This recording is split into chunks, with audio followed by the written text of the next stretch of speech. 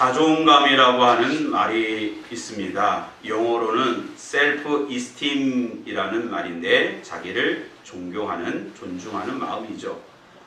이 단어를 처음으로 사용한 사람은 1890년대 미국의 의사이자 철학자였던 윌리엄 제임스라고 하는 사람이 자존감이라는 말을 사용했습니다. 그런데 가만히 보면 자존감이라고 하는 말과 자존심이라는 말이 혼동될 때가 참으로 많이 있습니다. 영어로도 보면 자존감도 self-esteem이고요. 자존심도 self-esteem입니다. 물론 영어로 자존심을 self-pride라고 쓰기도 하지만 자존감과 단어가 똑같고요. 한자로도 보면 자존심은 스스로자, 높일 존, 마음심이고요. 자존감은 스스로자, 높일 존, 느낄 감입니다. 느낌이나 생각.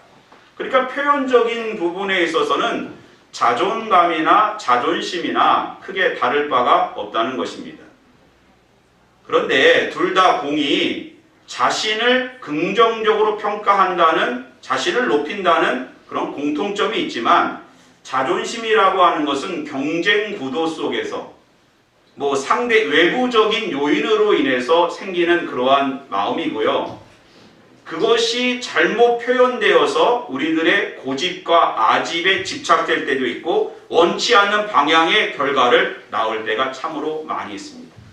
그러나 자존감은 이렇게 순간순간 외부적인 상황으로 얻어지는 것이 아니라 아주 오랫동안 우리 스스로 안에서 자신의 가치를 깨닫고 사랑하고 존중하는 그 마음, 그것이 바로 자존감인 것입니다.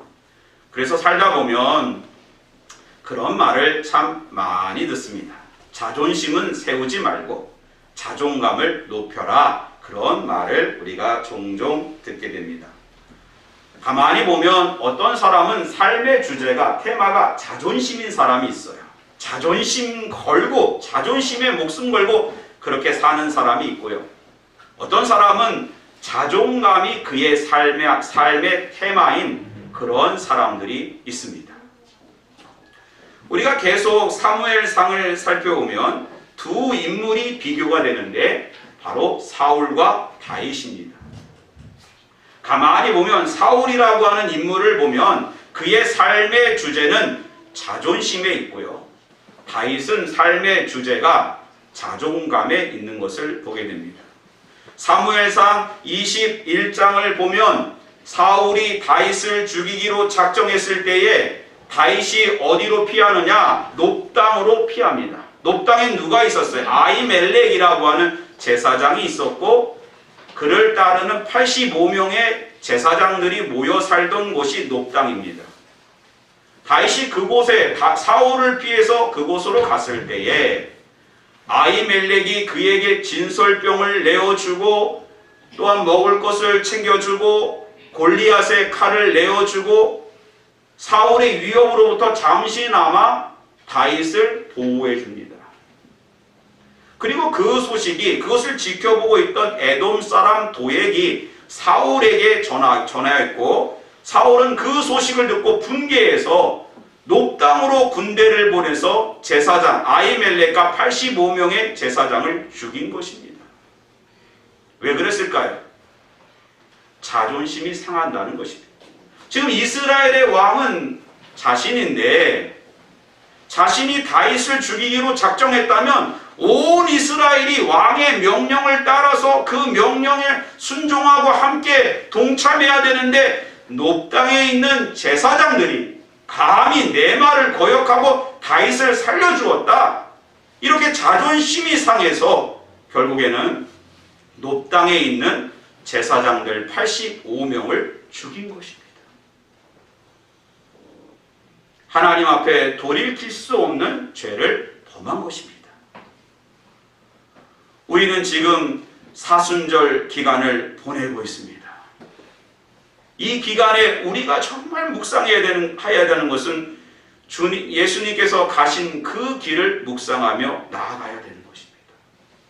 예수님을 보십시오. 예수님은 하나님의 아들이셨고 하나님이셨습니다. 저 높고 높은 하늘 보좌를 포기하시고 낮고 천한 인간의 몸으로 이 땅에 오셨습니다. 사람이 하나님을 되기가 힘들지만 그것보다 더 힘든 것은 하나님이 인간이 되는 것입니다. 우리가 개미가 될 수 있어요? 네? 우리가 곤충이 될 수 있습니까? 그것보다 더 힘든 일은 하나님이 인간이 되시는 거예요. 그런데 그 일을 왜 이루셨습니까? 우리들의 모든 죄를 대속하시기 위해요. 십자가에서 우리의 무거운 짐을 대신 죄의 짐을 지시기 위하여 예수님께서 바로 이 땅에 오셨고 십자가에서 죽으신 그 기간을, 그 마음을, 주님의 마음을 묵상하는 기간이 사순절. 그 기간이 깊어가고 있어요. 하나님의 모든 자존심을 다 버리고 낮고 천한 인간의 몸으로 오신 것입니다. 왜? 우리를 사랑하시기 때문에. 그 하나님 앞에, 예수 그리스도 앞에 내세울 자존심이 있습니까? 자존심을 세울 때 세워야죠. 우리는 하나님 앞에 늘 겸손히 또 하나님 주신 자존감을 가지고 나아가는, 세워지는 저와 여러분 되시기를 주님의 이름으로 기원합니다. 구약의 요나 선지자를 보십시오. 하나님께서 당시에 니느웨 사람들이 죄가 가득하여 그들을 심판하시기로 작정했고 요나를 니느웨로 보냈습니다. 요나의 말을 듣고 그들이 회개하면 하나님은 그들을 구원하실 것이고 회개치 않으면 하나님께서 심판하시는 그 마음을 그대로 실천하시려고 했던 것입니다. 요나는 누구입니까? 하나님의 종입니다.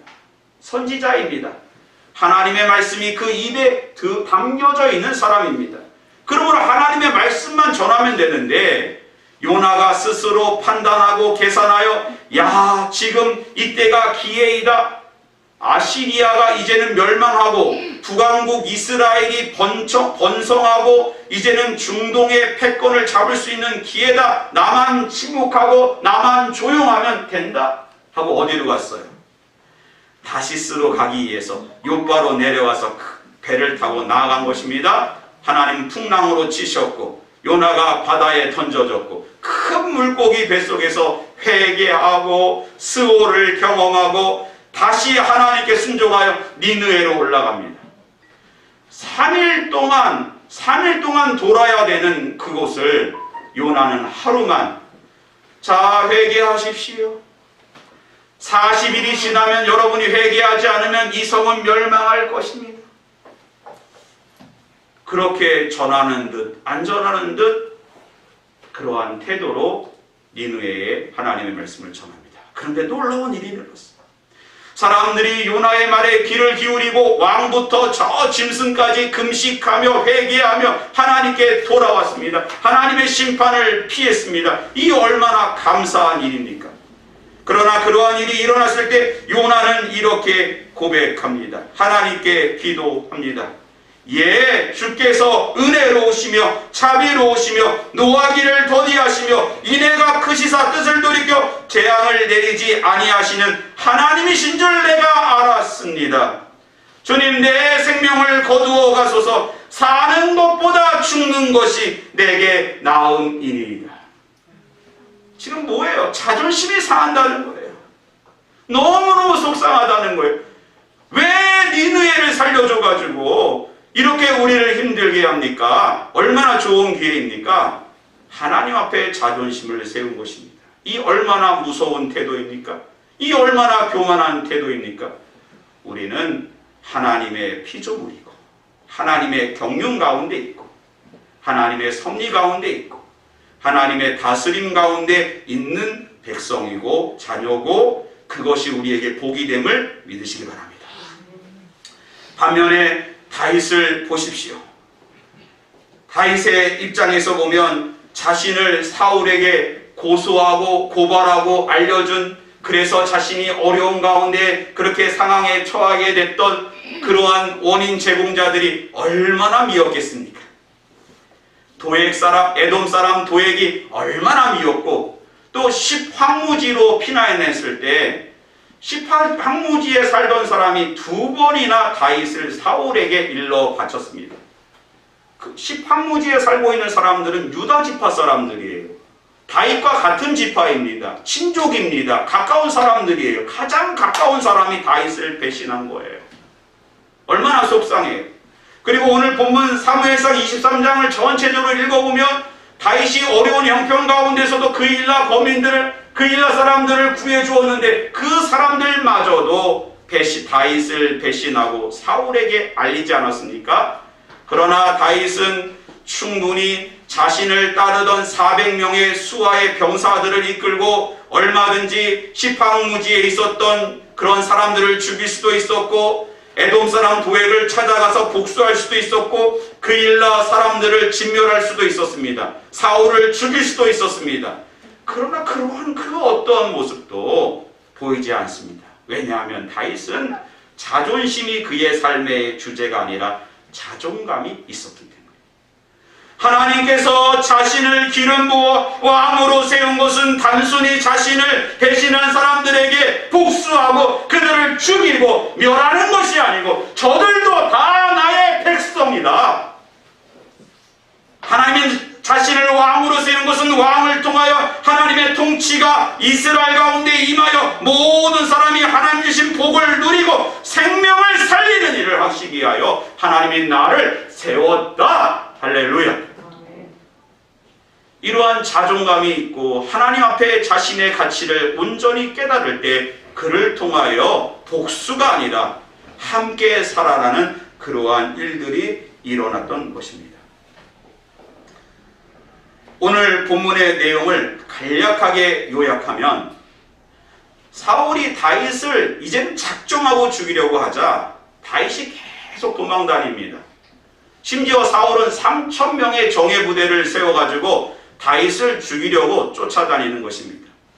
그래서 어쩔 수 없이 다윗이 가드암 아기스 블레셋 지역으로 들어갑니다. 그곳에 들어가니까 블레셋 사람들이 바보는 아니지 않습니까? 어떤 노래가 있었어요? 사울이 죽인 자는 천천히, 다윗이 죽인 자는 만만히로다. 그 다윗이 아닙니까? 아기스 왕에게 얘기하니까 그때 다윗이 야, 이러다 내가 여기서 죽겠구나. 순간 어떻게 합니까? 임기응변을 발휘해가지고요, 침을 그냥 질질 흘리는 거예요. 침을 질질 흘리면서 미친 사람처럼 있는 아기스가 야, 블레셋에 미친 놈이 없기에 이 미치광이를 나한테 데리고 왔느냐 하면서 그를 그냥 내쫓습니다. 그래서 살아났어요. 얼마나 힘듭니까? 게다가 다윗이 그렇게 도망자의 신분으로 살아가는데 베들레헴에 있었던 가족들도 다 다윗에게 온 겁니다. 짐이 더 얹혀진 거예요. 그러니까 어쩔 수 없이 유대 광야에 있다가는 다 죽게 생겼으니까 모압 땅으로 미스베로 내려갑니다. 갔더니요, 선지자 갓이 왜 여기 있냐고 다시 유다로 돌아가라고. 또 도망치고 너무너무 힘든 과정 속에 있는 것입니다. 그때 어떤 일이 있었느냐, 오늘 1절 말씀 같이 한번 읽어보겠습니다. 시작. 사람들이 다윗에게 전하여 이르되 보소서 블레셋 사람이 그일라를 쳐서 그 타작마당을 탈취하더이다 하니 라고 되어 있습니다. 자, 이 말이 참 재미있어요. 지금 블레셋 사람이 그일라라고 하는 이스라엘 사람들의 한 민족을, 한 그 도시를 쳐서 그 타작마당을 탈취했다. 블레셋 사람들이 쳐들어왔다. 그러면 누구에게 알려야 돼요? 지금 이스라엘의 왕이 누굽니까? 사울 아닙니까? 그런데 지금 사람들이 누구에게? 다윗에게 알렸다. 가만히 보면 다윗은 블레셋 땅으로, 모압으로, 시팡무지로, 마온 항모지로, 엔게디로 계속해서 도망을 다니는 인생인 것처럼 보이지만 실제로 진실로 그는 도망자가 아니라 진정한 하나님 나라 이스라엘의 왕이었던 것입니다. 할렐루야. 사랑하는 성도 여러분, 우리의 가치는 하나님 앞에서 온전히 밝혀지고 깨닫게 되고 세워지는 것입니다. 세상적으로 보면 다윗처럼 불쌍한 사람이 없습니다. 왕이 3,000명을 세워서 그를 죽이려고 했을 때 계속해서 도망칠 수밖에 없는 인생입니다. 그러나 하나님 앞에서 그는 이스라엘의 왕이요, 도망자가 아니라 너는 이스라엘의 왕이기 때문에 그 일라 거민을 구해내라는 것입니다. 도망자의 삶을 살지 말라는 것입니다. 사랑하는 성도 여러분, 우리가 이 땅에서 살 때 정말 하루에 한 끼를 걱정해서 또 입을 것, 먹을 것, 마실 것 때문에 우리가 분주하게 살아갈 때가 참으로 많이 있습니다. 그러나 진정 우리는 이 땅에 속한 인생이 아니고 하나님 나라의 자녀고, 하나님께서 우리를 하나님의 백성으로 삼아주시고 또한 하나님의 사명을 감당케 하는 하늘 시민으로서 우리의 자존감이 있다는 사실을 기억하시기 바랍니다. 네. 단순히 좋은 옷 입으려고 이 땅에 온 거 아니에요. 좋은 집에 살고 좋은 차를 끌고 그렇게 하려고 이 땅에 온 거 아닙니다. 뭐 좋은 대학 가고 뭐 돈 많이 벌려고 이 땅에 온 거 아니에요. 우린 도망자가 아닙니다. 도망자의 신분으로 살아가는 사람들이 아니에요. 하나님은 우리를 왕이요, 하나님의 자녀로 세우셨습니다. 요한복음 1장 12절, 영접하는 자, 곧 그 이름을 믿는 자들에게 하나님의 자녀가 되는 권세를 주셨다. 하나님 나라에 권세가 있는 줄 믿으시기 바랍니다. 이렇게 우리의 자존감, 우리 자신의 가치가 제대로 깨달아질 때 우리는 왕같은 인생을 살게 되는 것입니다. 그럼 우리의 자존감, 그리스도인의 자존감은 어떻게 하면 더 높게 세울 수 있을까요? 2절 말씀 같이 한번 읽어봅니다. 시작. 이에 다윗이 여호와께 묻자와 이르되 내가 가서 이 블레셋 사람들을 치리이까? 여호와께서 다윗에게 이르시되 가서 블레셋 사람들을 치고 그일라를 구원하라 하시니. 그렇습니다. 그리스도인의 자존감과 우리의 삶의 가치는, 우리 자신의 가치는 하나님의 말씀을 들을 때, 하나님의 말씀과 우리의 채널이 맞춰질 때, 우리의 영적 채널이 맞춰질 때 자존감이 높아지는 것입니다. 세상적인 이야기가 아니에요. 세상의 학위가 아닙니다. 세상이 주는 물질의 부유함이 아닙니다. 하나님의 말씀을 들을 때 우리는 하나님 앞에 진정한 자존감, 우리의 가치가 드러나는 거예요. 저는 이 동네에서 제가 움직이는 동선이 그렇게 많지가 않습니다. 제가 갈 만한 데가 그렇게 많지가 않아요. 그게 가봐야 뭐 커피 한잔 하고 또 뭐 교회 와서 기도하고 또 말씀 공부하고 또 이제 또 가끔 또 운동하고, 제 동선이 그렇게 많지 않은데 이러한 동네에서 여기저기를 가보면 요즘 참으로 많이 듣는 이야기가 있어요. 들리는 이야기가 있어요. 그거는 바로 주식 이야기. 여기 가도 주식, 저기 가도 주식. 제가 듣는 것만으로 주식 전문가가 될 수준입니다. 하다못해 요 위에 꽈배기를 사러 갔는데 거기 사장님이 무슨 방송을 그 핸드폰으로 열심히 듣고 있는 거예요. 뭐구나 했더니 주식 방송을 보고 있는 거예요. 여러분, 이 세상에 있는 사람들은 자꾸 세상 이야기로 가득 채우려고 합니다. 그러나 우리는 하나님의 말씀으로 채울 때, 우리의 심령을 하나님의 말씀으로 채울 때 그리스도인의 자존감이 높아질 줄 믿습니다. 자, 보세요. 하나님께서 430년 동안 애굽에서 종살이하던 이스라엘을 누구의 손을 빌어서 구원하시려고 하셨습니까? 바로 모세를 영도자로 세운 것입니다.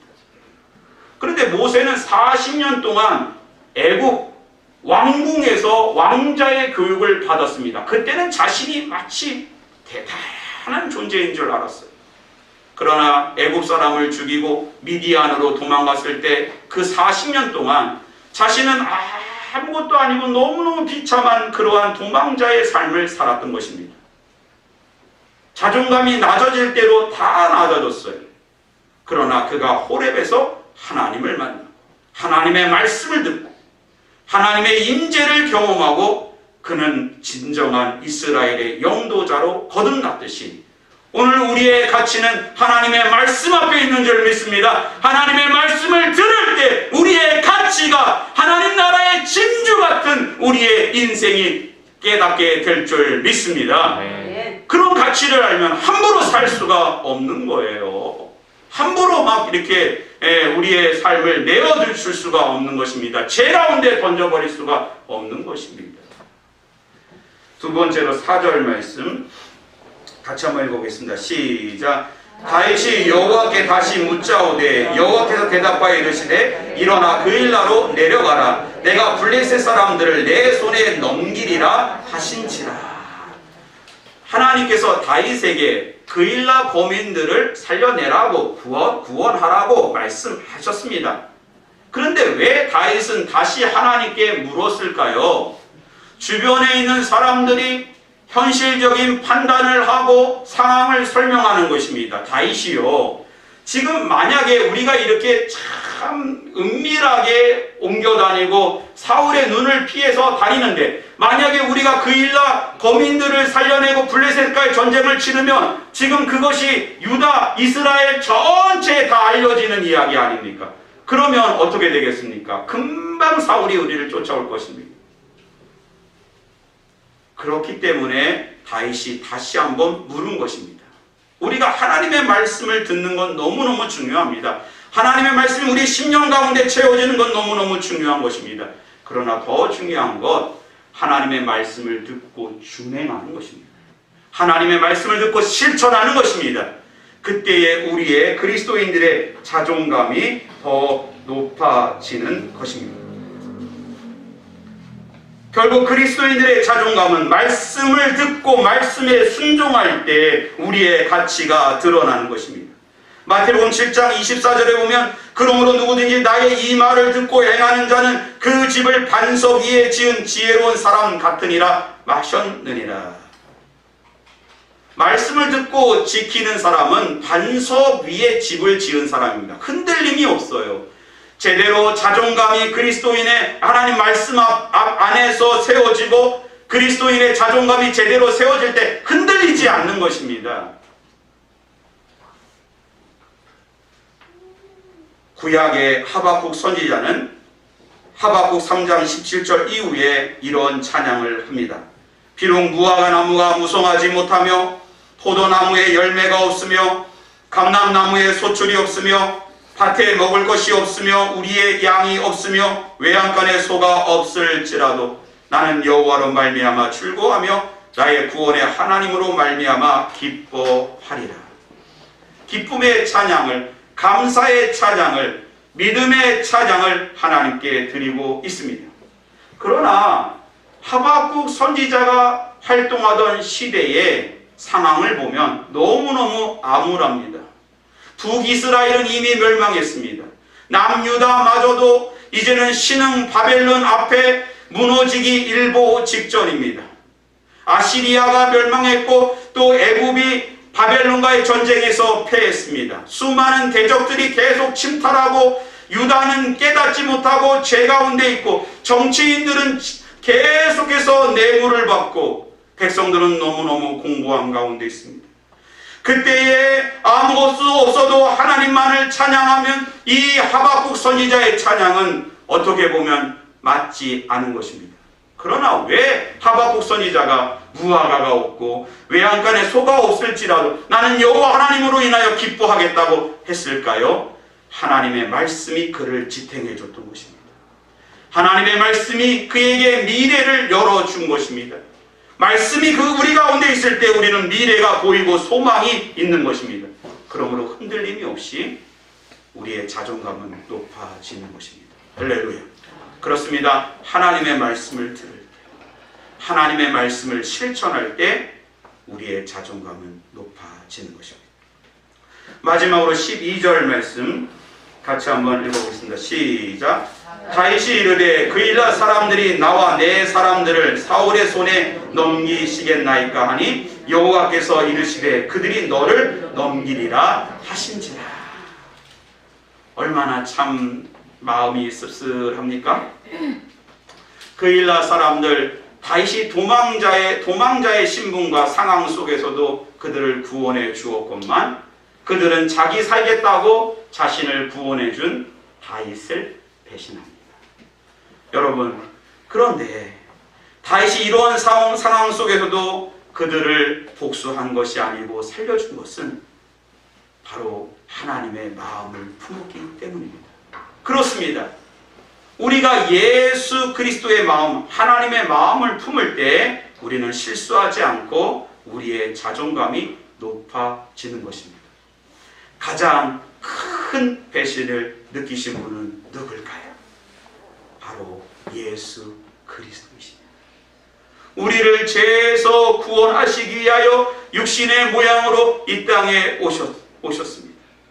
그런데 우리는 그를 어떻게 대했습니까? 채찍으로 예수님을 때렸고 창으로 찔렀고 가시관을 써서 만왕의 왕, 유대인의 왕이라고 예수님을 조롱했습니다. 그러나 주님은 묵묵히 십자가에 오르셨고 죽으셨고 부활하셨습니다. 진정한 왕이 되셨습니다. 마찬가지로 우리가 주님과 함께 십자가에 오를 때, 주님의 마음을 품을 때 하나님 나라에서 우리의 자존감은 높아지고 예수님께서 십자가를 통하여 영광을 받으셨듯이 우리 역시 십자가 위에서 우리의 자존감이 믿음의 꽃으로 피는 날이 올 줄 믿습니다. 아멘. 기도하겠습니다. 하나님